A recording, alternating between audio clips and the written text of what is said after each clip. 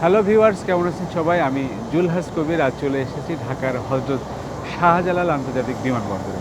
শাহজালাল আন্তর্জাতিক বিমানবন্দরে কি হয়, গ্রাউন্ড হ্যান্ডলিং সেবাটি কিভাবে বিমান প্রদান করে থাকে, এছাড়া বিমানবন্দরের পারিপার্শ্বিক যে দৃশ্যগুলো আশপাশের যা ঘটে থাকে, কিভাবে একটি বিমানবন্দর তার কার্যক্রম পরিচালনা করে, চলুন সেই বিষয়গুলো আজকের এই ভিডিওতে দেখানোর চেষ্টা করি।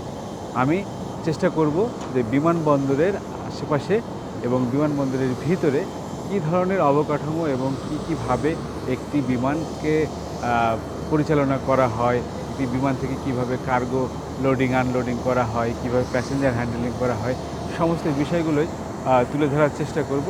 আসুন আমরা একটু এই পাশটিতে যদি দেখাই, যে এই পাশে কিন্তু বিমানের একটি ফ্লাইট এই মুহূর্তে এসে দাঁড়িয়েছে এবং আমরা দেখতে পাচ্ছি যে এই মুহূর্তে এখানে ফ্লাইটের যাত্রীরা কিন্তু সবাই অপেক্ষা করছে এবং এই ফ্লাইটটি বাংলাদেশ বিমানের একটি ফ্লাইট, সেটি কিন্তু আসছে এবং আমরা চেষ্টা করব যে বিমানের যে যাত্রী সেবা সেটি কেমন সেটি আপনাদের সঙ্গে শেয়ার করার। এই ভিডিওর মাধ্যমে আমরা সেটি তুলে ধরব।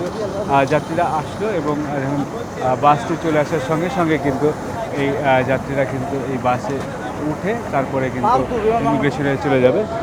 সব মিলে আমি বলবো যে বিমান বাংলাদেশ এয়ারলাইন্স তাদের যে গ্রাউন্ড হ্যান্ডলিংয়ের সক্ষমতা সেটি দিন দিন বৃদ্ধি করার চেষ্টা করছে এবং পাশাপাশি তারা তৃতীয় টার্মিনালে যে গ্রাউন্ড হ্যান্ডলিংয়ের সেবাটি দিতে যাচ্ছে, সেখানে তাদের যে সক্ষমতা রয়েছে তার সাথে আরও বেশি সক্ষমতা বৃদ্ধির জন্য প্রতিদিনই তারা কিন্তু চেষ্টা করছে।